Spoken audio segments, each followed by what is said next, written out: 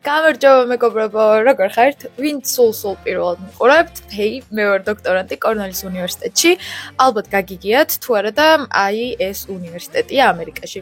მიყვარს მოგზაურობა და როგორც მიხვდებოდით, სწავლა, ჩემი კვლევა ეხება წყალდიდობების რისკებს, ხოლო ჩემი საყვარელი მოგზაურობა აუცილებლად უნდა იყოს ამერიკის დასავლეთ სანაპიროზე მანქანის შემოვა, კემპინგით, ლაშქრობებით და ბევრი თავგადასავლით, რაზეც ვიდეო სერიები მაქვს გაკეთებული და ჩემს არხზე ნახავთ.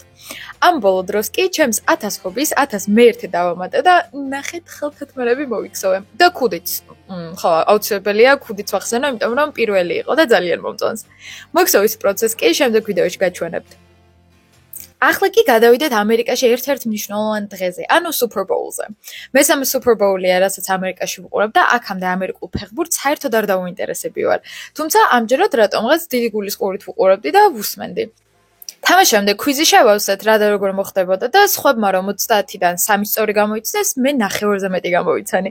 და ესეც გამიხარდა, beginner's luck, I know, მაგრამ მაინც.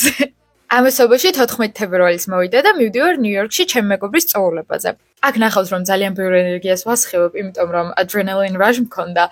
იმდენ რაღაცას ვაკეთებდი მაგ დღეს და თან ავტობუსისთვის უნდა მივესწრო. ჩავიცვალე.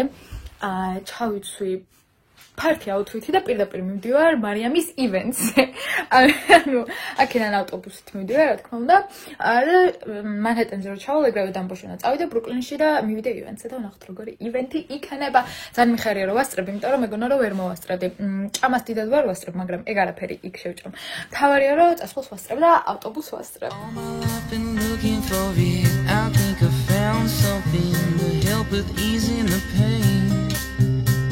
This voice inside my head isn't dead, I think it's growing. Soon we will be one and the same.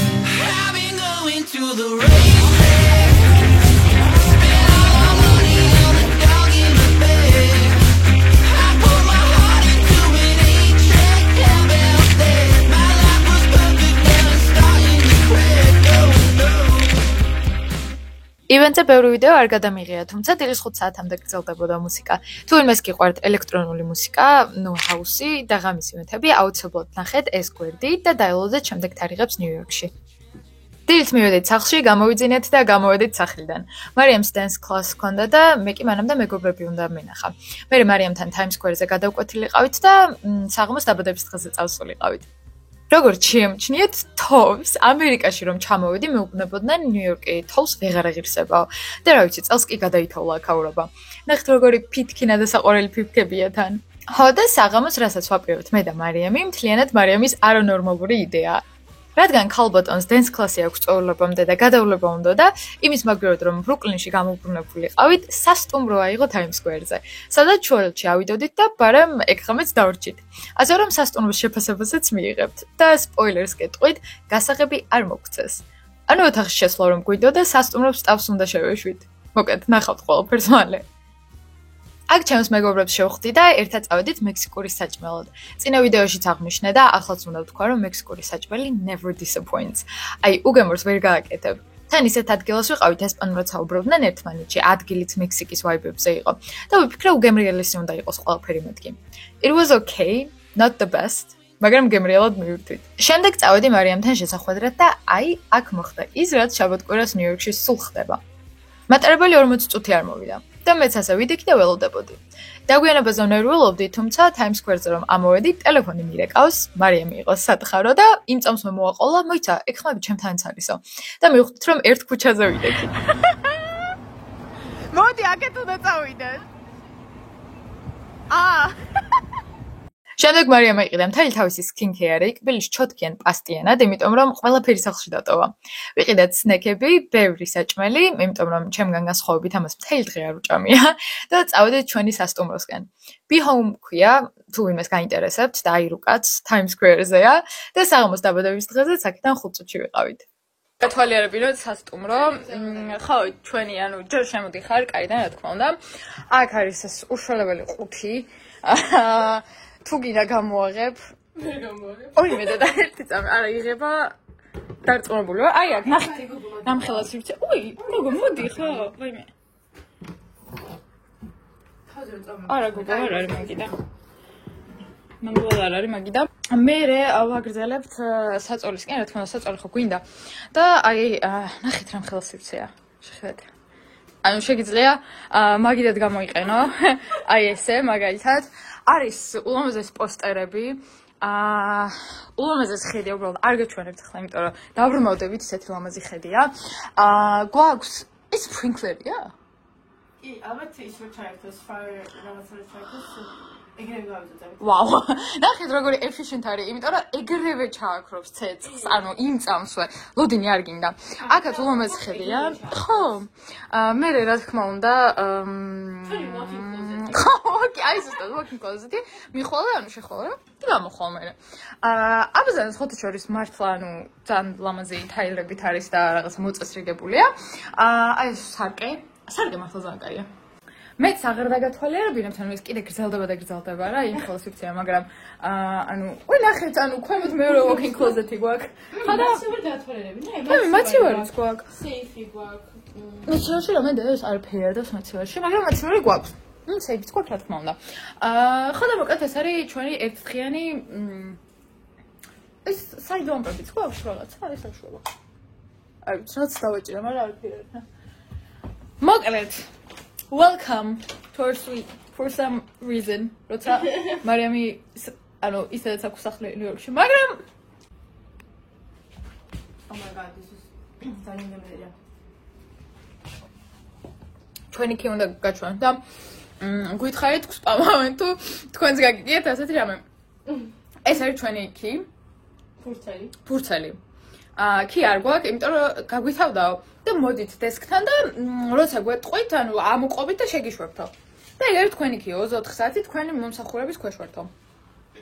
და პერსონალური მომსახურება გვაქვს. ხო, ანუ ჩვენ VIP ვართ. ძალიან VIP ხართ. ანუ ჩვენ კის არ გვაჭერნებენ ხელში რა, შეგვიძლია რომ აი შეგვიშვით და გვიშვებენ ეგრევე.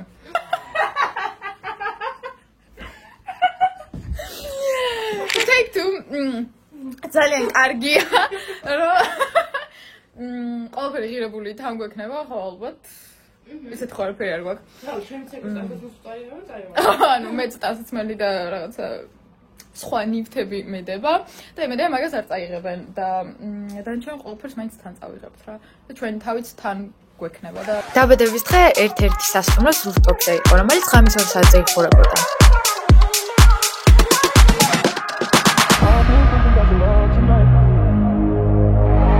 I've been thinking about your love tonight. Two hearts gonna make our worlds collide, baby. I just wanna be the one to treat you right. Two-step in me, baby, slide. I've been thinking about your love tonight. Two hearts gonna make our worlds collide, baby. I just wanna be the one to treat you right. Two-step in me, baby, slide. ისა ერთი რაღაც რაც წინა ღამეს არ შემჩნევია, თურმე ასეთი კიბო ქონია გარეთ, რაც ძალიან ტიპურია ნიუ-იორკის სახლებში და ძალიან გამიხარდა. მეორე დღეს გავემზადეთ და გასაღები ჩავაბერეთ, მეთქი ვიტყოდი, მაგრამ აბა სად იყო გასაღები? გავუდექით Times Square-ის გზას. ძალიან მყუდრო ამინდი იყო, ლამაზად წვიმდა. თუმცა მე ქუდი მქონდა და მარიამისთვის რამდენად ლამაზად წვიმდა, ეგ არ ვიცი. Go back in the closet after the storm. No, I'm not a match, simply waiting to burn. All I am is a friend, your friend till the end.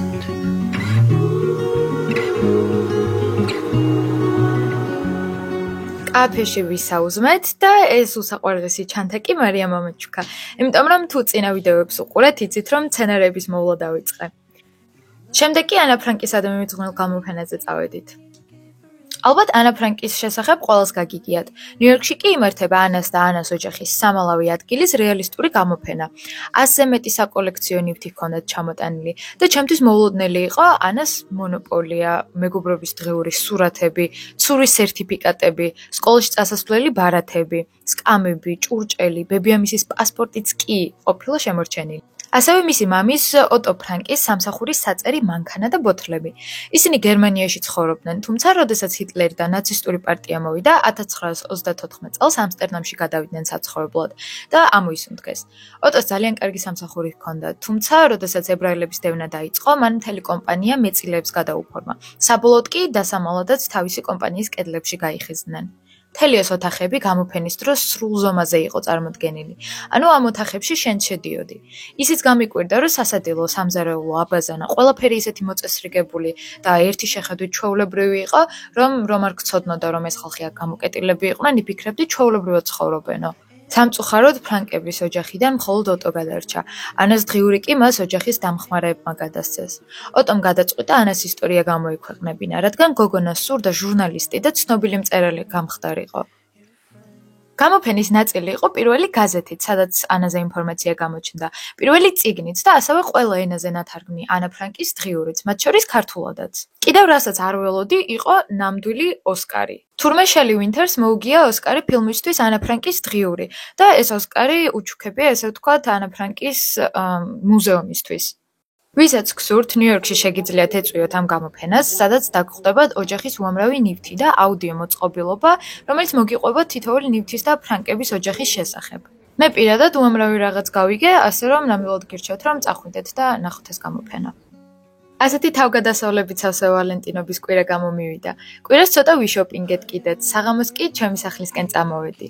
იმედია მოგეწონათ ვიდეო, ცოტა გაერთეთ, ცოტა ახალი ინფორმაციაც მიიღეთ. ბოლოს კი რა თქმა უნდა, არ დაგავიწყდეთ რომ მიოცნებოთ.